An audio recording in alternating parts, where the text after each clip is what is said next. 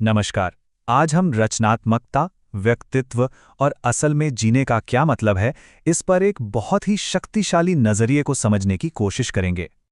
ये बात अपने आप में बहुत गहरी है और यही हमारी आज की पूरी चर्चा की नींव है। ये हमें आज़ादी और जिंदगी के बीच के रिश्ते पर सोचने के लिए मजबूर करती है।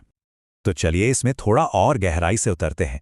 यहाँ जो मूल विचार है वो ये है कि एक सच्चा कलाकार होने का मतलब ही हमेशा से एक बागी होना रहा है। मतलब जो विचार यहाँ रखा जा रहा है वो ये है कि कुछ नया बनाने का जो काम है ना, वो अपने आप में ही बने बनाए नियमों के खिलाफ एक बगावत है। ये हर उस चीज को चुनौती देता है जो पहले से मौजूद है। तो चलिए अब आगे देखते हैं कि ये जो रचनात्मक विद्रोह है ये आखिर किसके खिलाफ है। ये है भीड़ की मानसिकता के खिलाफ। अब इस स्लाइड में जो वाकई दिलचस्प है वो ये है कि भीड़ को कैसे परिभाषित किया गया है। एक ऐसा अस्तित्व जिसमें ना जिंदगी है, ना कोई जुनून और ना ही कोई अपना विचार, एक तरह से जिसकी अपनी कोई आत्मा ही नहीं है। ये जो तुलना है ये हमें साफ साफ दिखाती है कि एक तरफ है भीड़ की सोच और दूसरी तरफ है एक आज़ाद कलाकार की। ये टकराव है एक जैसा बनने और कुछ मौलिक करने के बीच का। तो पॉइंट ये है कि सच्ची आत्मखोज और रचना ग्रुप थिंक में रहकर हो ही नहीं सकती। अपनी पहचान बनाने के लिए भीड़ से अलग होना जरूरी है। लेकिन सवाल ये उठता है कि अगर कोई भीड़ को छोड़ने का फैसला कर भी ले तो वो सफर असल में होता कैसा है, वो रास्ता दिखता कैसा है। इस रास्ते पर कई बड़े और चैलेंजिंग कदम उठाने पड़ते हैं और देखिए हर कदम आपको समाज की बनी बनाई उम्मीदों से और दूर ले जाता है। ये एक तरह से खुद को फिर से बनाने की प्रक्रिया है।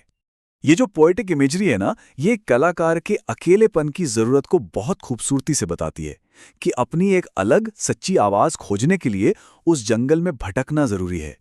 तो अकेलेपन का ये जो सफर है ये एक और चॉइस पर लाकर खड़ा कर देता है और ये चॉइस उन चीजों के बारे में है जिन्हें सोसाइटी सबसे ज्यादा वैल्यू देती है, यानी कि सम्मान और मान्यता।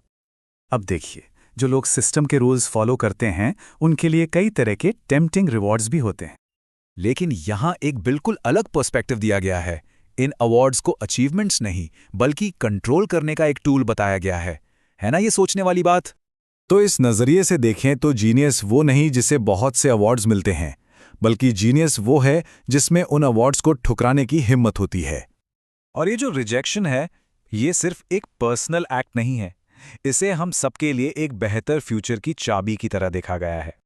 यहाँ एक बहुत हैरान करने वाला दावा किया गया है कि इंसानियत अभी तक पैदा ही नहीं हुई है, वो अभी भी गर्भ में है। ये बताता है कि हमारी मौजूदा हालत तो बस एक शुरुआत है। मतलब ये एक तरह की खुली चुनौती है कि हम समाज के इस दिखावे से परे देखें और कुछ ज्यादा रियल, कुछ ज्यादा जेन्युइन इमेजिन करें। तो फिर असली बदलाव कब आएगा? असली इंसानियत का जन्म होगा उस दिन जब किसी इंसान को उसकी बगावत के लिए सजा नहीं बल्कि सम्मान दिया जाएगा। और ये बात इस पूरे आइडिया को कितनी खूबसूरती से समराइज करती है कि सच्ची क्रिएटिविटी असल में एक आज़ाद जिंदगी का ही एक ब्यूटीफुल नेचुरल आउटकम है। और आखिर में ये सवाल बचता है सोचने के लिए कि अगर क्रिएटिविटी ही रिबेलियन है तो फिर किसी का अपना पर्सनल रिबेलियन कहाँ से शुरू होता है।